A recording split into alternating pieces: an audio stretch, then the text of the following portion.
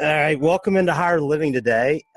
This is Lance Jaynes, and I want to tell you a little bit about my guest before we get started.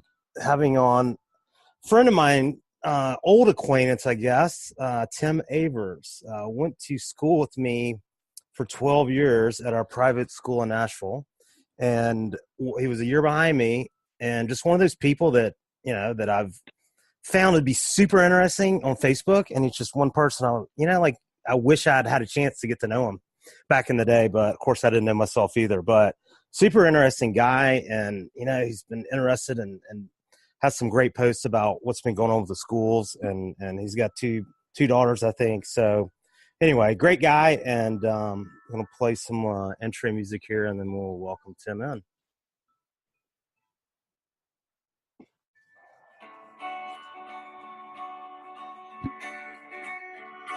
Make every day better than the one before. Make a choice to share your voice. Take a stand for the world. While you're out planting seeds of hope, but the folks are starting wars. Every day gets better than the day before.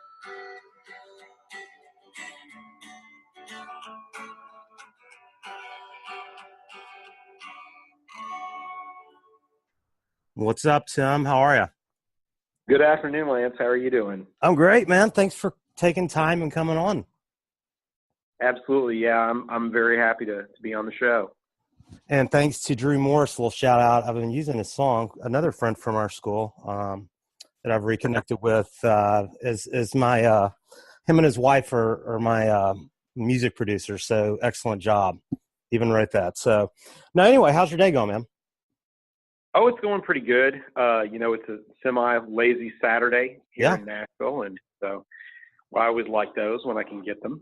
Yeah. What is it? What do you do? I don't even know. Well, I have done a lot of different things since high school and since college. Yeah, my degree is actually in political science and communications, and I also got a minor in philosophy with our esteemed prof, R.I.P. Bill Collins there at Lipscomb. Gotcha. And since then I have done lots of different things. I've worked for Fortune 100 companies. Mm-hmm. I work for mom and pop startups, which is kind of what I do now. So a little publishing here and there and a variety of different things. That's cool. But the big focus of my life since high school, if anything is, and for a sometimes unfocused person, is definitely my kids, as you mentioned. I have one daughter I've got one daughter who's 20, and she's in the Atlanta area in college. She was out. She was out at the march today, and in DC, or is there one there? There was a march in Atlanta. Gotcha. Okay, cool. I knew there was the big one in DC. Yeah.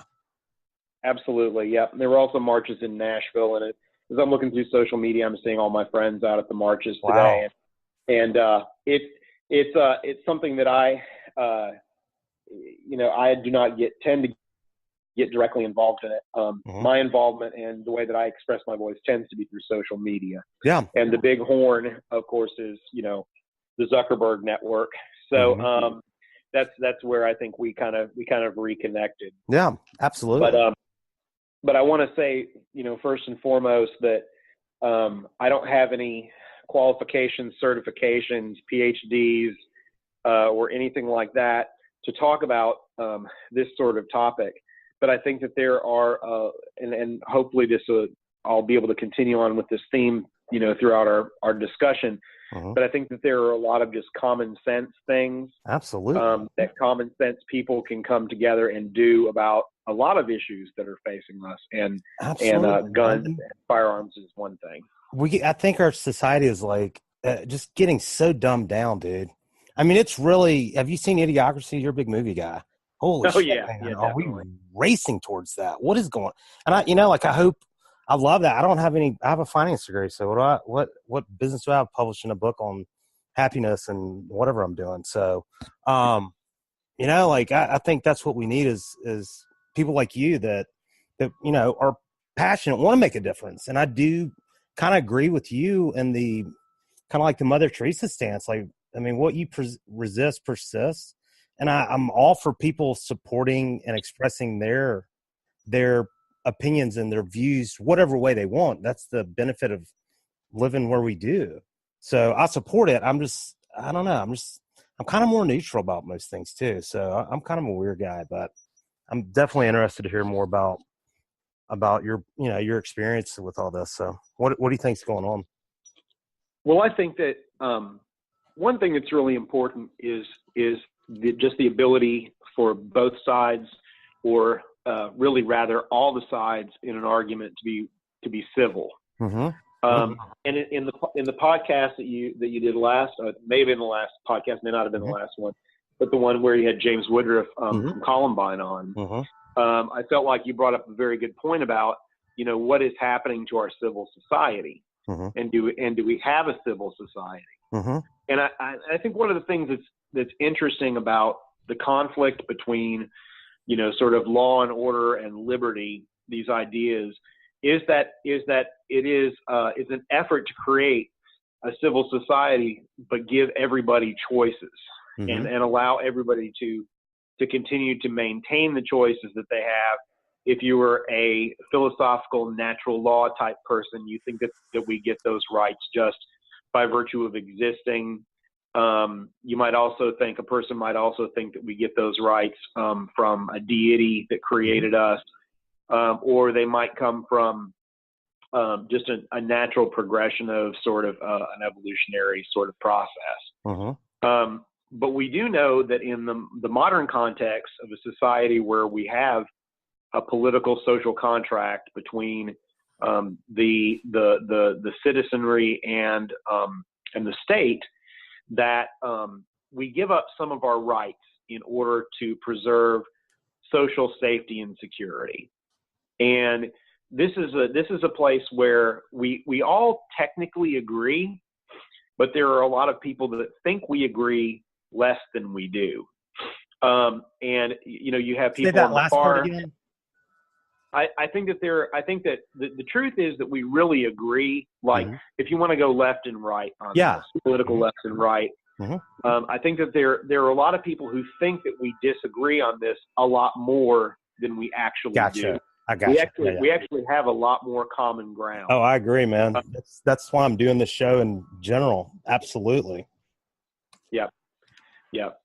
So, in thinking about this and some of the things that I've posted on Facebook and whatnot, I categorize myself as a small L libertarian.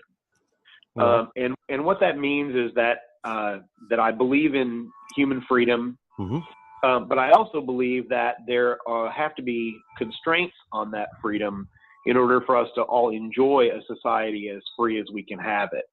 There are a lot of people who like to categorize anyone with libertarian thinking as being an anarchist, which would be wrong.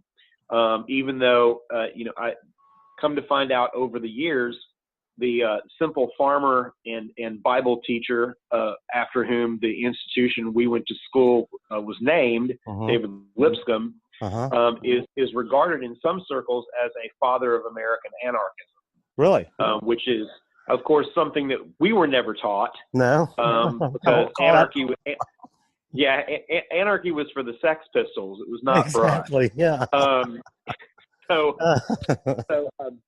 But today, in particular, today with the marches going on around the country, and some people will call them gun control marches, and some people will call them, school shooting protests or whatever you want to call them. It really gives us as a country, it's kind of like, the Christians say Christmas every year gives us an opportunity to talk about Jesus. Well, these marches and the attention that have come on to the school shootings, especially since Parkland, have given us the opportunity, I think, as a culture to really look at and examine gun control, gun rights, and, these other sorts of topics that we think divide us so much. But from a common sense standpoint, I think don't actually divide us as much as we think they do. Absolutely. Where do you stand on that in your libertarian with a small L? Well, the funny thing is, your stance is always going to be different if Sure. you really hold an opinion from what most people Absolutely. will You say. think Like, for yourself. Right. There's a big voice, and the big voice says Groupthink. that if you don't believe in gun control, then you want people to die. Mm-hmm. Which, like Pierce Morgan, kind of. Yeah, could be there. But and then there are other people who say, well, the people who want gun control, the people who want to bring back the assault arms ban, those people are really they're the gun grabbers. They're trying to take all the guns. Gotcha. away. Yeah.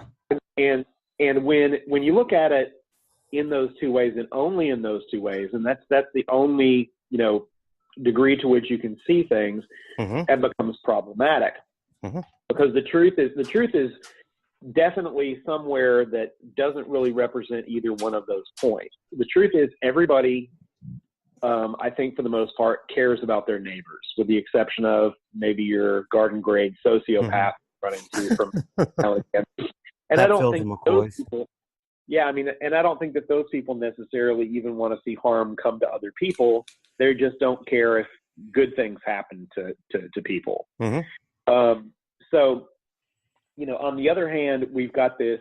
So the other challenge of it is that if we're not going to go in either one of those two directions, then we have to look at, okay, so there's an infinite variety of the different things different positions we can take between those two, and where do we stand? And so I think that the important thing is for us to find common ground and to say things like, you don't necessarily, not everybody needs or wants to have something that looks like a military grade rifle. There are people that want to have those. I'm not really sure why they want to have those. We talk about gun I could even venture to say they're fun to shoot. I've done it. I've shot. Well, I've never owned a gun, but they are fun. It was fun to shoot. But I don't really have. I think one time with one friend, I shot an AK-47. That's what I did. Yeah. Awesome. And for me, it was a semi-automatic rifle. So it was one trigger pull and one shot. Yeah, that's how mine was. Yeah. The thing that really impressed me about that particular rifle is that from the standpoint of somebody that doesn't do a lot of upper body workout sort of routine stuff, that is a heavy gun. And one of the things that when I looked at firearms for self-defense and home defense, which I am a gun owner. But when I looked at firearms for self-defense and for home defense, one of the things that I noted was that there were many handguns out there that were very light.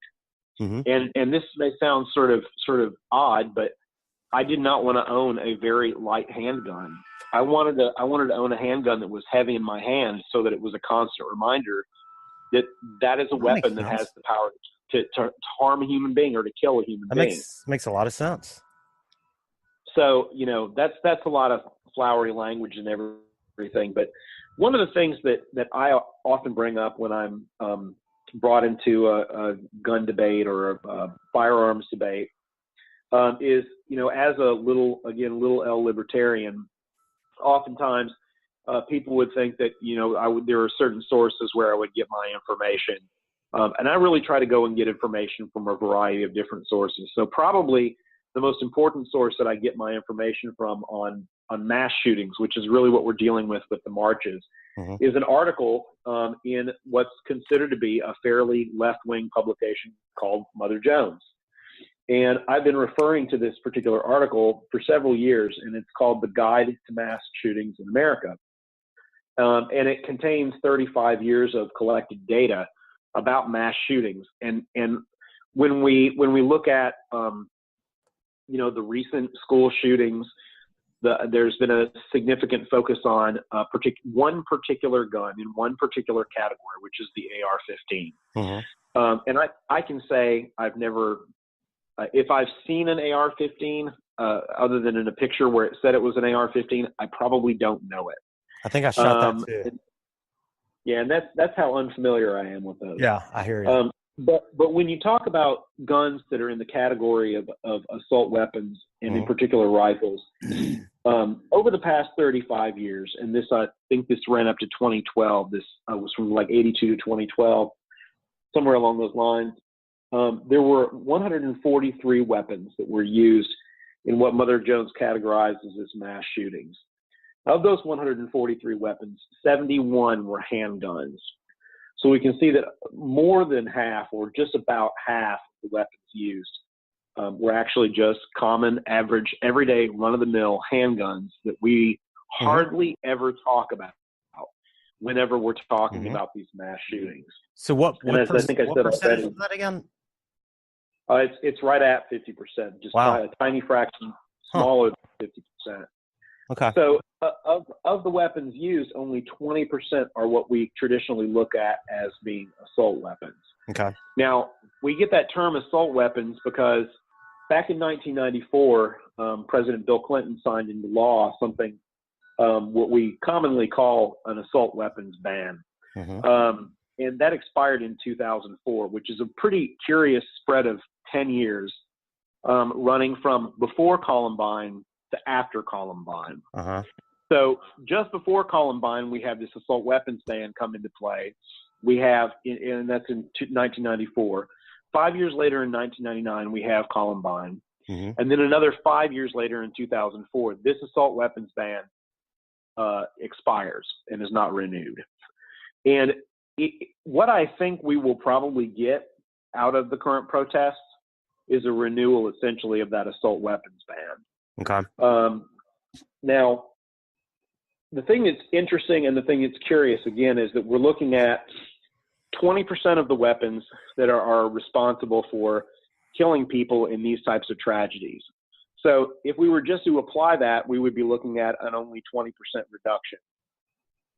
And so when we talk about this, if we're just talking about assault rifles, then we're talking about, again, only a 20% reduction.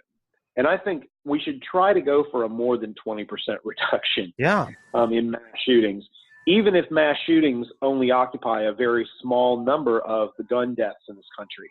Can I ask you a question? And I don't know if you know I'm not asking you to quote a statistic, but of those quote unquote assault weapons or rifles, whatever, the 20%, are the number killed higher? I would assume. I mean, like the guy in Vegas that just spraying all kinds of people. Most of the stats that I have don't really collect information on how many people were actually, and that gets into even into autopsies and things like that. That's true. Police have to use autopsy information and evidence to determine whether or not a particular bullet was responsible for killing a particular person.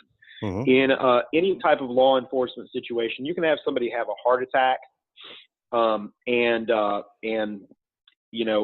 do we know 100% for sure that the heart attack is what killed them? An example that was given to me recently was somebody had a heart attack and had a car accident, and they were ejected from the car. So was the ejection from the car what killed them, or was the heart attack what killed them? And in some cases, we just don't know. Very true. So I think that makes a lot of sense. If Mother Jones had more information and was able to provide that information, I'm 100% certain that they would have that info out there. Gotcha. Is Mother Jones named after some mom that lost a kid or something? Just guessing. No, and I can't tell you exactly what Mother Jones is named off the top of my head. That's cool. But I am fairly certain that it was a reference to 60s protests. Okay, cool. Gotcha. And 60s political activity. Yeah, awesome. There's one more article that I have actually started looking at recently, and it's in the Washington Post, and it's called "The Terrible Numbers That Grow with Each Mass Shooting." And it's a very interesting article, especially from the standpoint of what I consider to be a very shocking piece of information. And that piece of information is that from the time that we started collecting information on mass shootings in 1966, with the University of Texas clock tower situation, where 17 were killed, 1,077 people have been killed in what our society defines as mass shootings. Since Approximately when? Since 1966. Wow. I would thought it'd be higher. Absolutely, so would I. And the thing that's interesting about this is that if you look at statistics that not Bureau of Labor, but if you look at government statistics, about 44,000 people die in car accidents every year. Yeah. About 11,000 people die due to gun accidents or gun, Related. people using guns. People are killed by guns. About 11,000 people are killed by guns every year. Huh. So when we look at the gun question, and we look at it through the lens of mass shootings and school shootings, we're looking at something that, in the totality of the time that we've been looking at it, has only taken 1,077 lives. Personally, I believe one life is a tragedy. Absolutely. And I think that we get into a position where we look at and we say, 17 people were killed here. And that is certainly a tragedy. Uh-huh. But it's a tragedy when one person is killed. And it may not be a statistical tragedy, or it may not make the evening news. But for a family and for that individual, that is a tragedy. Absolutely. So when we look at, firearms and firearms involvement in deaths in the United States, you're looking at a problem that pretty consistently over a number of years firearms have been responsible for the death of about 11,000 people. That includes suicides, and it's about 60%. It's about 60%. Wow. That includes suicides, and about 60% of those cases are suicides. Okay. That's incredible, dude. I really thought that would be so much higher. It really does seem like it's higher, but it would be higher. But again, my point is, if it's just one person, that's bad. Absolutely. And so arguments that I've had with friends and people who I love and care about, but we can still have arguments and still be civil to each other.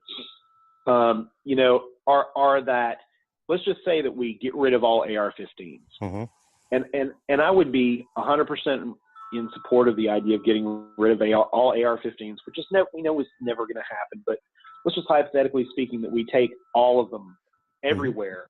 Somehow we manage to make them disappear. Like somebody gets a magic lamp, and they rub that magic lamp, and a genie comes out, and the first wish is, genie, make all the AR-15s go away. We're still I think you're describing the only possible scenario, by the way. What we're literally looking at is we're still looking at a percentage of that 20% of weapons that fall into the assault rifles category. Okay. And another interesting thing about this Washington Post article was, of the 1,077 people that have been killed during that time period from 1966 to I think this one was last updated around 2012 or so. 176 of them have been children or teens. So we're looking at, a fraction of people that we're really looking at and that we're bringing into focus as a part of these marches. So the big question is, if you take the standpoint that Mother Jones does, for example, of course, Mother Jones is going to be an anti-gun type publication. And a lot of people will say, well, I can't believe you use this because it's obviously anti-gun. Well, it's not that I, use this information and cite this information because it's anti-gun. It's because I want to get facts. Sure. And facts are something that people on neither side should be afraid of. Yeah, they're not offered up that well, I'm learning. Right. Well, again, but the bottom line of it is that, hamburgers kill a lot more people than guns. You'll hear that all day long. It doesn't make any difference to me. If a person chooses to eat a hamburger and it kills them, it's not that somebody can hold the hamburger to their head and kill them. But people make casual decisions with firearms that are bad decisions. Even people that would probably never be disqualified from owning a firearm for safety reasons or for mental health reasons or because they're a felon will still get a handgun, for some reason decide that they're going to clean it with a round in the chamber and shoot a child in the home. Or you've got the case of the mother who handed a handgun to her child who's a gun advocate, and her child accidentally shot her in the back. Or you've got, the bottom line is these are tools, and they're potentially extremely dangerous tools. And so it's really a question of whether or not people are willing to look at the total picture of things and say, yeah, we need to do something. There are some reasonable things that we can do. But I think the AR-15 thing ultimately just ends up being sort of a big distraction. And I think, like the legislation that we had in the U.S. from 1994 to 2004, the so-called assault weapons ban, it's really just a political football that's designed to effectively do very little or do nothing. While it does do some good in terms of cutting down like magazine capacity, how many bullets a person can fire without having to reload, there's definitely some value in that. But a person can still carry multiple guns, and so you have problems like that. So if we can mitigate things, if we, again, in our Jaynes scenario, if we could just wish all the AR-15s off the market and out of existence, we would still have a lot of school shootings. We would still have shootings, in workplaces, and things like that.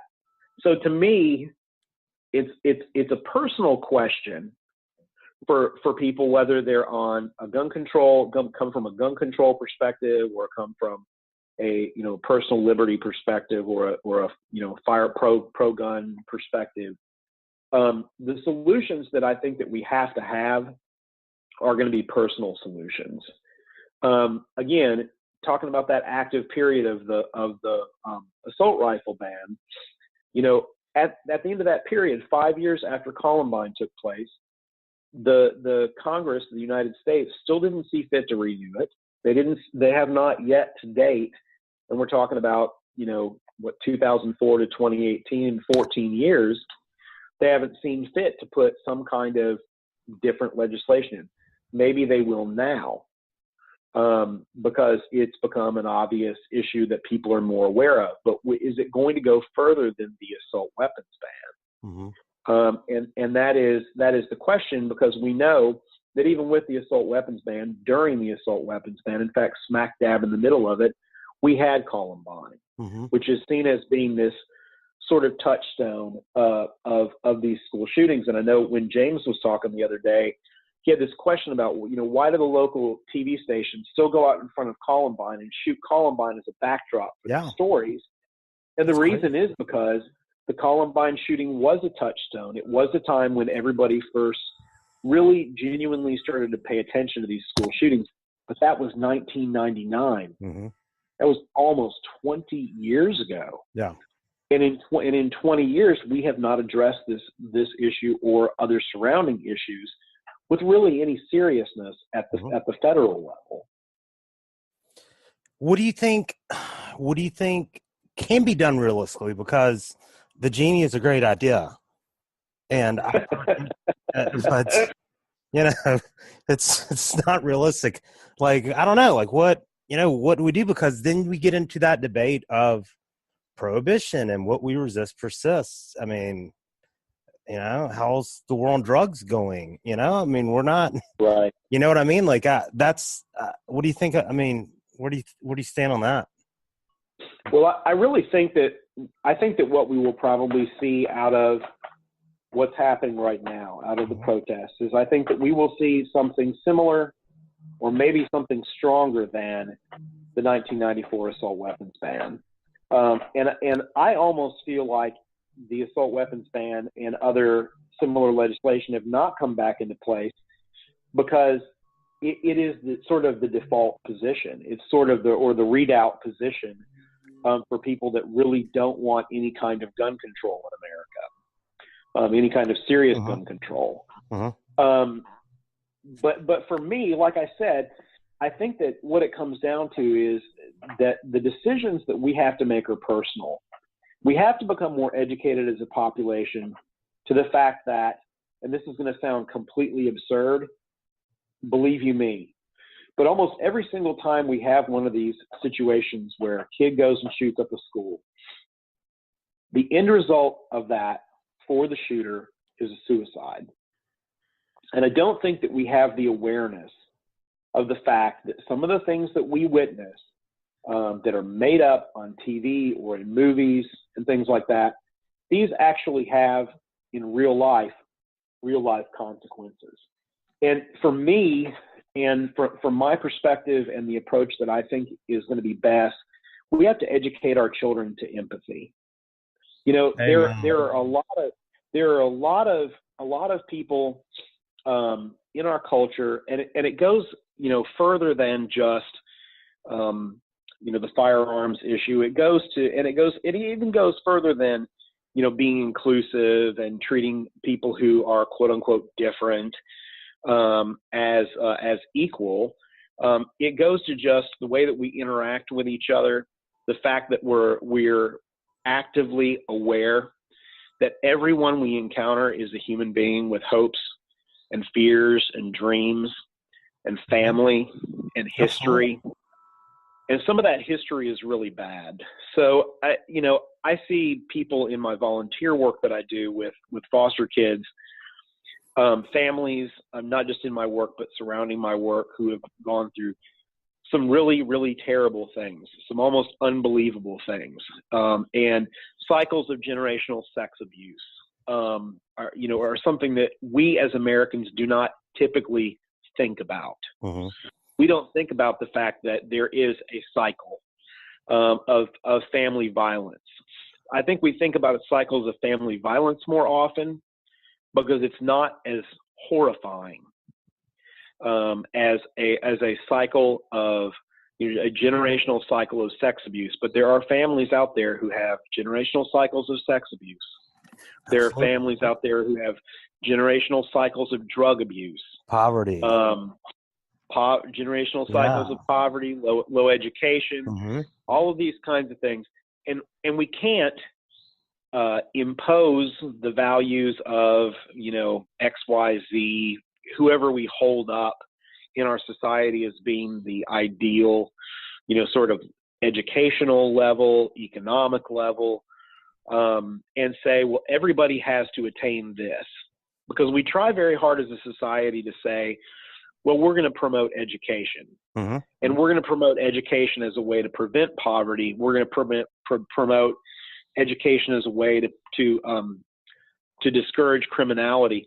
But you still have people drop out. Mm-hmm. And you still have kids who find a solution in picking up a firearm mm-hmm. and robbing a convenience store or a drugstore or something. And, you know, what we ultimately, I think, have to do is we have to look at our community and our circles of influence right around us, the people that are around us. We have to do as much as we can within those circles of influence. You've got a listenership with the podcast. You know, I've got a circle of friends, people that might occasionally listen to something I say on Facebook. We have to use whatever our either personal or electronic social network is to encourage people to recognize that we're all human. Absolutely. We're all going through a lot of the same experiences. You know, not everybody's experience is the same. But if you have a child who's neglected, who you grow up with, they're going to have an impact in their life that can be emotionally similar to somebody who was abandoned by their parents at age 4 and has been in the system all their life. Even if it's just somebody whose dad maybe doesn't pay attention to or didn't pay attention to them as much as they might have liked. The personal emotional impact to each individual person is very relative. And a person that just has minor, quote unquote, minor situations happen to them as a young person and as in their development can have a equally strong reaction or negative outcome as a result of, compared to somebody who had really dramatic things we look at as being dramatic. I think there are places we can come together. I think we came together in '94 and said, certain things about these firearms will probably be safer off if we make some laws about whether or not you can have a 36 round clip or magazine that you put into a gun. And I think that in particular, that's one thing we could potentially come together on. But ultimately, I don't think we're going to solve the problem, because we can tell we didn't solve the problem with things like the Adam Lanza shooting. We're never going to solve the problem 100%, but it doesn't mean that we shouldn't come together and try to have some sensible reforms that we can use to decrease these sorts of incidents in both volume and in the number of victims. Yeah, absolutely. And let me ask you a question. As far, because I think it's been a recurring theme, whether you've noticed or not, you've said it a couple of times, and it's so true, that, we can't really relate.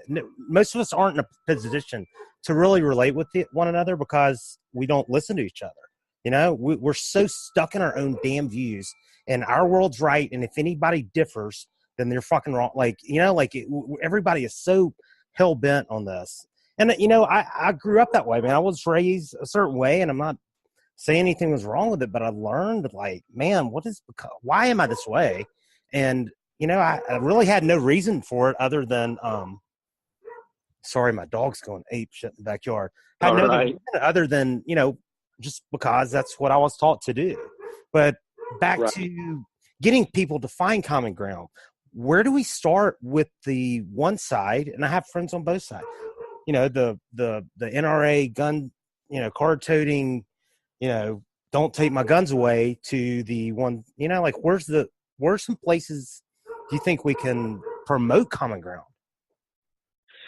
I definitely think that we can. And if I'm not mistaken, one of the more interesting things that's happened in the last couple of weeks has been that the NRA has started to show some support for firearms restrictions on individuals in cases of domestic violence, or gun violence. I don't think that the NRA is ever going to, quote unquote, come around in terms of looking at things, because they are really, statistically speaking, they're a very small organization, but they're puffed up a lot as sort of a boogeyman sometimes. I think when Delta Airlines decided that they were going to no longer partner with the NRA, and they found something to the effect of it would only impact their special member pricing by about 3%. So, like a lot of things in this country, when you find out that an organization like the NRA only has about 3% impact over a major U.S. company, you realize how small the NRA really is. But it's because those dollars go to, the federal government and go to Washington to try to influence the way that laws play out. And so, but I think in terms of bringing people who are, I have some friends who absolutely just say, we'll just melt all the guns down. And we know that that's not something that's going to happen. And I also have friends who say, if you ban a bump stock, then that's the equivalent of, ending the Second Amendment for all time, which of course is also equally absurd.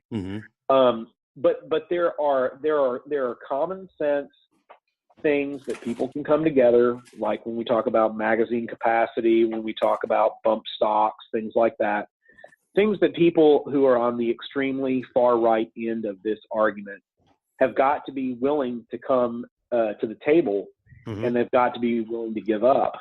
And then on the left side of this argument, on the gun control side of this argument, I don't know that there's anything that people on that side of the argument really have to give up, because they've already basically, they don't have a lot of traction on making serious, legitimate gun control reforms in America, and I don't know if they ever will. But the bottom line is, if we can get these two groups of people to come together and say, hey, guess what?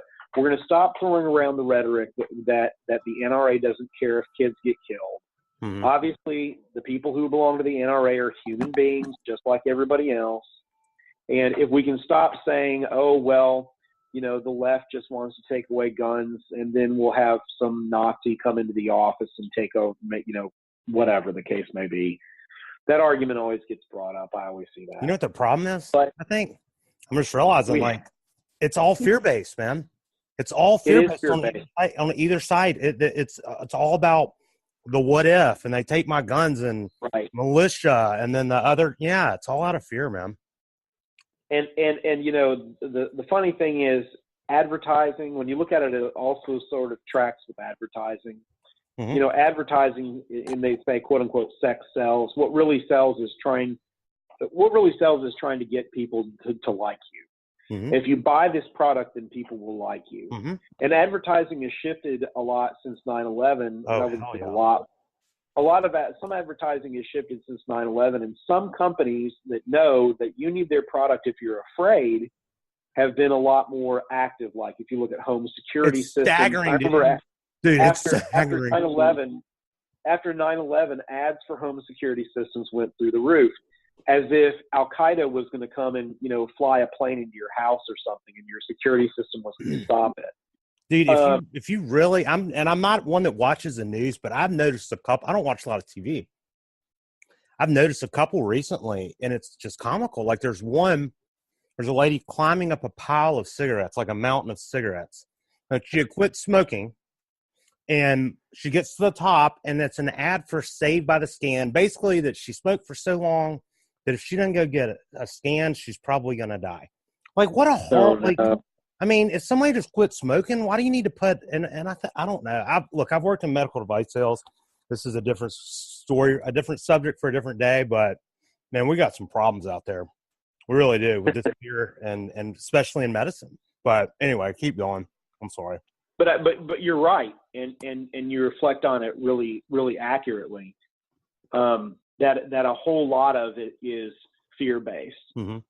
And, there's been an article I read recently about what they're calling free-range parenting, and I think it might have been in Iowa or someplace where there's recently been some legislation to protect so-called free-range parenting. What is that? Letting your kid walk to the park by themselves to play.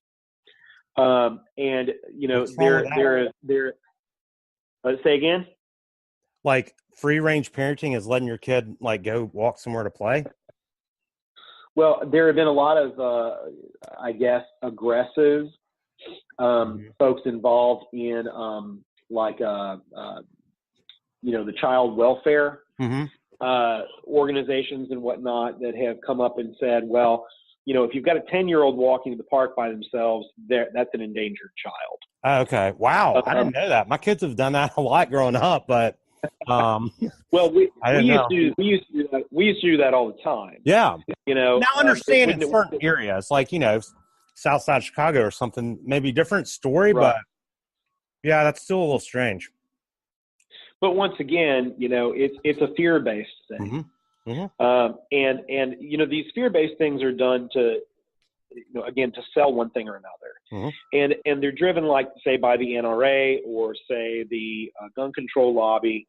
And it's all about getting votes for one party or another. Mm-hmm. And to try to, funnel those things in so that, whatever political action committee or special interest group will be able to. They want to drive membership, because it's not like, they might call themselves not for profit, but it's all money. Look at the income for their CEOs. So all money. We can talk about that. We can talk about that as well. Oh yeah. But really, it is. I think you strike an excellent point in saying that it's motivated by fear. And I think the thing is, if we look at the common sense realities of things, not to go down another rabbit hole, but you're never going to get all guns out of the United States. Yeah. And you're never going to put the genie back in the bottle, or however, not to mix the metaphor just too much, but it's not possible. So what we have to do is we have to focus on things that actually save lives. We have to stop dealing with strictly the rhetoric, the us versus them rhetoric that we tend to dwell on that gets us stuff like an ineffective assault weapons ban. And we have to look at what can we actually do in our society. And I think it comes down to basically personal choice and individuals. What can we as individuals do? And, you know, can we look at a person across the aisle and say, hey, guess what? We all care about kids.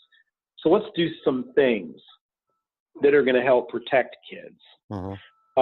Let's take some steps. Let's take some common sense steps that will help kids, that will help us be what we're supposed to be as a society, which is protective of children and protective of our neighbors and protective of our families, because that's ultimately what it comes down to. And then we have to look across the aisle or look at the next person and say, this person has a family just like I do. They care about their family. It's not because they have this, just because they have this particular perspective on this issue doesn't mean that they don't love their family. It doesn't mean they don't have, as some of my friends would say, you know, that's a person with a mama right there. You know? Well, that's one of my favorite sayings ever is like, when you change the way you look at things, the things you look at change. And, you know, like I challenge myself constantly to, you know, if there's anybody that I think it's true, if there's something that bothers you about someone else that's also in you, I've really, you know, been getting to know myself. So, but I think in trying to make that change, maybe there's that person at work or somebody that you're like, oh God, you know, like run away when you see them.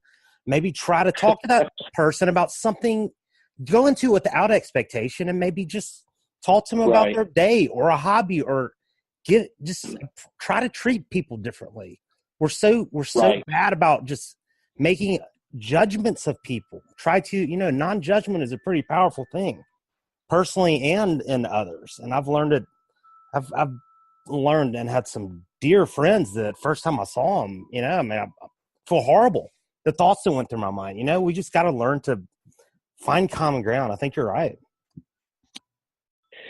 And I definitely think a big thing is just realizing whether it's somebody that we know or somebody that we don't know. Yeah. You know, there are a lot of times that we see people that are hurt. And, you know, not to sound too cheesy about it, but sometimes, you know, if you just wave at somebody or smile or just pass on some sort of recognition that that's another human being. And you don't know that it comes. You don't know what a smile could do. That could save somebody's life, man. It really could. Yeah. You never know. I know. Everybody's hurting. One of the things that always blows me away is how many times I'll go into the grocery store and the person that is, you know, has the items and is checking out, never even really talks in the least to the person that is, you know, sliding those groceries across the, you know, the the scanner or whatever. And everybody's so wrapped up in what's going on with them, their own world and their phone. The next thing, and they've got it. We've got to get into the moment, and we've got to get into contact with the people that we see around us, that we're face to face with. And I think the more we can get face to face with our neighbors, with our friends, with strangers that we happen to encounter throughout our day, the more we can make eye contact. I've found that eye contact is one of the most powerful things in the world. Just making eye contact with another human being. And like you say, it might change somebody's life, might save their life. And something that I've been going through, and I kind of hate the term because it gets thrown around and half people that hear it immediately like scream and run away. Mindfulness, though, like it's all about slowing down. But what I've done, I went through my phone. I mean, I've realized what a disaster this thing can do. Like an alert of something you don't want to hear can completely wreck your day, man. Like it can really throw you off, and we're so attached to these things. I definitely want to do a show on that. I've learned a lot from it, but in doing so, I never go to the post office. Like actually had to mail something, but I didn't have my phone with me. And it was remarkable, dude, just to see like how everyone was so just, I mean, granted, it's a quiet place, a post office, but And I'm sure I've been guilty of that. And there's nothing wrong. There's great things with phones.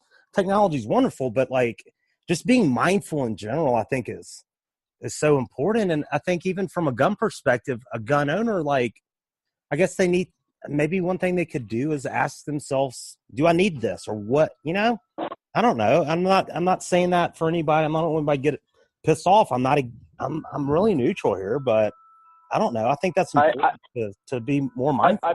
I personally don't believe the vast majority of people who have guns actually do have a need for them. Now, I could be wrong because there's still a very strong number. There are still very, very big numbers on people that hunt. Yeah, I've got a lot of family that does. You look at hunting, and people could also say, well, do you really need to hunt? Well, I mean, I don't guess anybody really needs to hunt anymore because you can go down and get your meat at the supermarket. Yeah, but Tim, you know what? There's a lot of people that do it for, like Joe Rogan has a podcast. He does it and gets his family's meat for a year because he knows what it is, and I know you're aware of what's going on with the food, and you know the more I find out, the nastier it is, man. So I think, and I've had my father-in-law and brother-in-laws and stuff all hunt. I just I don't have patience for it, and I probably wouldn't. I couldn't kill it anyway. I think that's another question people should ask is, would I really use this? And then there's that issue of how many times the person's gun gets used against them, you know? Yeah. Or a gun gets stolen out of the home. Yeah. And whether it's ever used in the commission of a crime or not, just there are people out there who our society has decided do not need to have guns. Uh-huh. And, the whole permit process, not the permit process, because there's really not a permit process in most of the states in the U.S., but the whole background check process is there to make sure that a person who buys a firearm is a person who's legally permitted to buy a firearm. So, people also have to think about that. People have to think about how are they going to secure their firearms if they're away from their home to make sure that their firearm doesn't fall into the hands of somebody or kid who, shouldn't have it or, might be tempted to use it for, a nefarious purpose. Yeah. I remember you had posted about, and I wanted to definitely get into this, and before I forgot, let's get into, you had a very interesting post, and I don't remember it word for word, but about the guns in schools, like arming the teachers. Well, arming teachers is something that I object to. Uh-huh. I object to it first and foremost because having the very small amount of experience that I have had as a substitute teacher in the public school system, I can tell you that teachers have far more on their hands than they can handle already. When you're working with a classroom of kids, it doesn't matter if you have 15 kids or 30 kids in a classroom. Every single one of those kids needs some kind of attention. Whether it's help with a particular assignment, whether it's help with a subject generally, or whether it's just they need an adult who actually looks them in the eye and actually makes some kind of connection with them. And it's not that is every teacher's responsibility, but it's important for kids to have teachers that they can connect with. And that to me, the responsibility of a teacher is to educate students. The responsibility of the teacher is not to be a protector and guardian. And what blew me away was Jaynes last week when he said, I'm sorry, I didn't mean to cut you off. Go ahead. So I can't see. Yeah, keep going. Oh, I was just going to say, the whole thing of the idea of arming teachers in schools or allowing teachers to carry firearms into schools is sort of antithetical to the entire concept of fostering those young people as members of a civil society. And it's not to say that a person who owns a firearm can't be a civil person, but the vast majority of people I don't in the country, even though I think our firearms per home ownership is about 50% now. Firearms in homes, I think, is about at 50% nationwide now. I'm still not 100% convinced that 50% of homes in the United States contain people who necessarily need to have firearms. Yeah. And so when you think about the idea of arming, what we're trying to teach our kids, what we're trying to teach our kids is reading, writing, and arithmetic. And we're also trying to teach our kids to be empathetic. Hopefully we're trying to teach our kids to be empathetic toward one another. And I don't really see how arming, especially the concept of arming multiple teachers in an educational environment, goes very far to foster that concept. And you mentioned empathy, which is exactly what I've been sitting here thinking, because through all these school shootings and all this, you know what I never even once considered until that interview with Jaynes last week? I never considered that, you know what? These are their kids, man. Like, they know how much harder would it be to shoot a student no matter what they're doing? That's horrible, man. Like, that just goes to show, like, how, like, and that, I'm not saying I feel bad about it. It was just so eye-opening. And that's, I think, what, there's a story about, there's some guy got on the subway, and there's these, like, 4 kids going ape shit and acting up and causing trouble and knocking people's stuff over and just being rude. And the dad was just sitting there with his head down. And the person was like, I don't know if they said something or were thinking, like, what is wrong with this parent letting these kids go crazy? And the guy kind of snapped out of it, and he's like, oh, I'm sorry. I think he said something to the guy, and he kind of snapped out. He's like, oh, I'm so sorry.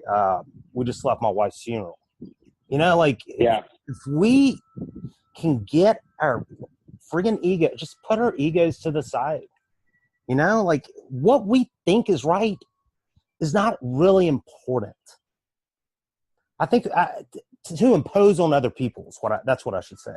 What we feel is important. I just think, I don't know. I feel like, and I've been very guilty of it, trying to impose my views on other people. And I think we need to like that story, just maybe approach people differently, maybe be open to learning something about them, even if they're normally ranting about something, maybe approach it differently. We got to start somewhere. Yeah, very definitely. Absolutely.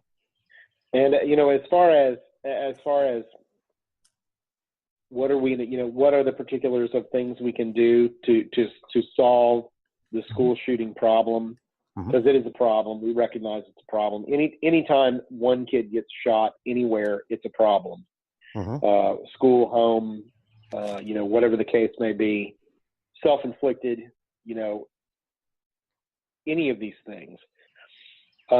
I think the basic tenet that it comes down to is just the idea that you may see 500 people, 600 people a day, but it doesn't make any one of those 500 or 600 people, however many, you might be 2, you might see 2 people a day, you might see 1,000 people a day. It depends on what you're doing in life. Every single one of those people is as important as every single other person. Amen. And, you can come at it from the religious perspective, or you can come at it from the, that guy might cure cancer. That kid's, that lady's child might do, who knows what we'll do. Well, we're capable of doing so much. We're capable of doing a lot. And I think, we have this issue with emotional intelligence where we stop engaging emotionally with people, and as a result, we lack the ability to truly communicate. And that's a huge problem. I think it's all fear backed for the most part, if you think about it too. There's definitely a lot of it. There's definitely a lot of it that's fear based. A lot of it is just we're so afraid of having our ideas judged that we don't ever ask what other people think. It's a threat. Yeah, we're threatened. Again, it threatens who we are. It's our, that mask of identity that we have to wear. I used to do financial planning, and one of the things that was pretty telling to me, to try to get people ready for retirement, and this is all ego, but like, think, one of the questions that we had them, fill out is, when you go to a party, what are you going to introduce yourself as? Like, we're so attached. I started the conversation. What do you do? It's not who you are, but that's, kind of what we do in society. But, I think a lot of people aren't prepared for that. And we feel so threatened to give up our point of view for some reason. I don't know why. Well, I think for the most part, we are willing to tell people what we think in certain circumstances. We've got this old adage that says, don't talk about politics or religion in mixed company. Yeah, I'm doing that on all these shows. It's interesting because if you actually look back at the origin of that quote, the origin of that quote comes from a book that was written by a very famous traveler. And the context of that quote was actually about traveling with people on riverboats. Gotcha. Huh. That you shouldn't discuss religion or politics with people that you're on a riverboat with, because you don't know who they are and you don't know what you're getting yourself into. It's not the idea that you shouldn't talk to your neighbors about your personal faith or anything like that. I never knew that. But again, we ultimately get super challenged, and we might be willing to hold these sort of radical ideas within our own head that we expose a little bit from time to time with people we feel comfortable with, but we don't want to be challenged. And I think that is an aspect of the fact that, or of the reason why we don't just communicate with our fellow man. Yeah, amen, man. What ways do you see what have you learned in your life? I mean, we all have progressed, and to have that opinion, you probably weren't this way your whole life. I mean, how have you changed and seen yourself evolve that way with communicating and being more empathetic? Well, I very definitely grew up very standard Southern Church of Christ. From that time, from a very early age, I was a little bit more, I think, empathetic though. But I would say within the last few years, it's just sort of that concept that, well, exposure to human beings. I think there's a quote, something to the effect of, exposure to people is a prejudice killer. It's the idea that the more you get to know people, the harder it is to hold on to what it is that you think or feel. One of our classmates, Adrian Davis, also pointed out to me at a wedding one time that if you hold to a conviction and you're over age 30, somebody's going to think you're an asshole. and that to me was a statement of unending profundity, because you see these people, and I've literally argued with people that had the sandwich boards on either side of them, talking about how everybody that cusses and is gay and everything else is going to hell. So I've had arguments with people, but it is interesting that we hold on to these. We either hold on to or we just throw away these deep convictions that we've had for a long time. And so the problem isn't that we hold to the convictions. The problem isn't that we necessarily abandon the convictions. The problem is that we're I think at a certain point is afraid to express whatever we think. Or maybe we're too free expressing whatever we think. Or we hold on to the idea that everybody thinks the same way that we do. Or that if there are people who think in ways that are different than the way that we do, that they must be reflexively wrong. And so, what I discovered was that there are people on all sides of arguments, and especially if you have people that gravitate toward the extremes, who they find it difficult to recognize that other people are all right to have opinions, and other people are it's appropriate for adults to have their own point of view. And I would say another thing that has very definitely struck me is I grew up as in a codependent household, and I grew up with codependent tendencies. And I'm the caregiver type personality, or I tend to be in friendships and in relationships. But when you get to a certain age, you have to start to realize that whether this person is making the best decision you think they can make or not, it's really not your place Yeah. to try to help them work it out.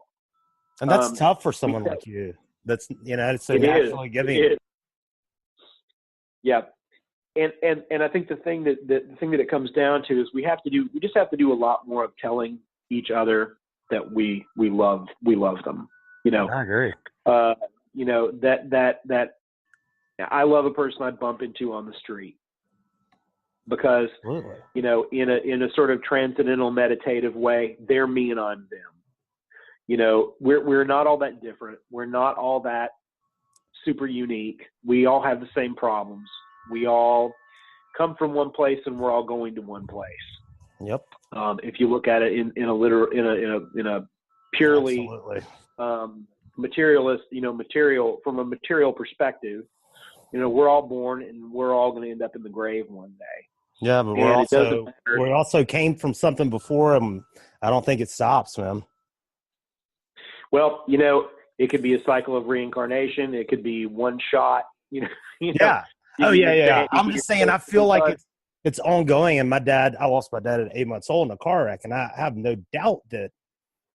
zero doubt that he's not around. I get reminded often by him. So, I don't get it either. I'm not saying I get it. I don't know. I don't think it's as cut and dry personally as Lights Out. I feel like it's more of a cycle thing, but I guess we'll find out one day, huh? Eventually we'll definitely not rushing. find out.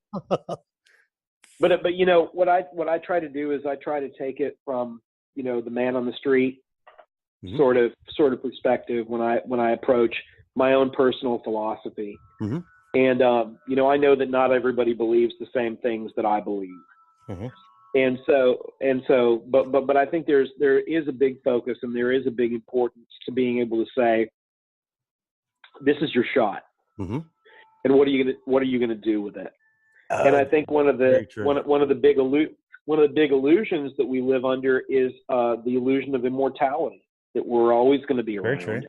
Very true. That we have unlimited amounts of time, and when time is really precious, and somebody that we encounter at one short period of time in our life that we have maybe fall out with, or that they move away, or whatever, that's an opportunity right there. Every time we meet somebody is an opportunity.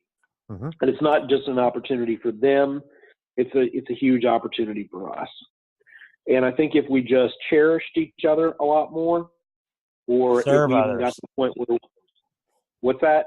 I said serve others is what I think, man. I mean, if we go into relationships truly about the other person, and I used to be so guilty of this, and I still struggle with it at times, but I'm trying to be more mindful and aware of it. How many times do we listen to listen? Or are we listening to hurry up so I can say what I'm going to say? Right. We've got to I just think that's important to try to be more mindful and like you said, get out, not only meet people, but just shut up some. The old 2 ears versus one mouth concept. Yeah, there you go. Absolutely true. Absolutely true. Well, man, I appreciate your time and coming on. I'd love to have you back on. It sounds like we could go for hours, but I'm almost afraid we could. Well, let's give it a whirl, man. I've got a bunch of people lining up, but man, I'm more than anything I enjoy this. I enjoy your time. Yeah, I love you, man. Love you too, man. Absolutely. No shame in that at all, man. I tell friends, people that all the time. I think you're right, man. I mean, it's right. If you ever listen to the words of that song, the "All You Need Is Love" by the Beatles, more and more, it's just so true, man. I mean, if we just try to serve others, serve others. That's how a wise guru said that you find God, and how to reach enlightenment is to feed others. Give something of yourself to someone else. Whether it's a person you meet on the street, like you said, a smile could save a life. I literally know people that have taught to someone. I had a friend in England, and she had been through so much in her life. She's going to be on here too. But she saw a woman down on the bus, and literally the woman was going to kill herself. Like she saved someone's life. And that's, I'm not saying we all have to go up and talk to someone, but just be kind, man. Just be kind. Yeah. It's not that hard. And we have to count, I think, the people that we encounter. We have special opportunity. Mm-hmm. We're given opportunity. Mm-hmm. There are some people that I would like to relate to, some people that I would like to be able to pass something on to, or let them know just how much I genuinely care. Mm-hmm. But sometimes in life, there are certain people that we can't be that person to them. Absolutely. I think that's that's hard of us to come to that, especially like you're talking about with the caretaker. We all are to an extent, but it is tough. Yeah. It is tough, but you're right, man. That's a very good point. Yep. So we have to invest ourselves, I think, in those opportunities that we do have. And I think to kind of bring it full circle, mm-hmm. We have to be able to look at each other and say that, even though we may disagree dramatically on the issue of gun control or, abortion or any of these things, that we have to be able to look each other in the eye and recognize each other as human. Because whether you think, we're all created by God, or we just happen to be here in this somehow magically fantastic mathematical catastrophe that created just all this really amazing stuff and all these amazing, really cool people, there's a truth to the fact that we're just all here for a limited amount of time. And I think that we have to show each other compassion and empathy. And the more we can do that, the better we'll be off, by all marks. And the better all these problems will dissipate. I mean, that's the only way through it. It's not top down, man. We got to be the change we want to see in the world. No, that's exactly right. True. Well, thanks so much. Yeah, man, absolutely. Yeah, I'd love to have you on again soon. And I appreciate your time and your very valuable input. I think it was great, man. And hope you have an awesome weekend. I'll be in touch soon, man. Yep. You too, brother. Man. Thanks, man. All right. Take it easy. You bet. All right. Bye-bye.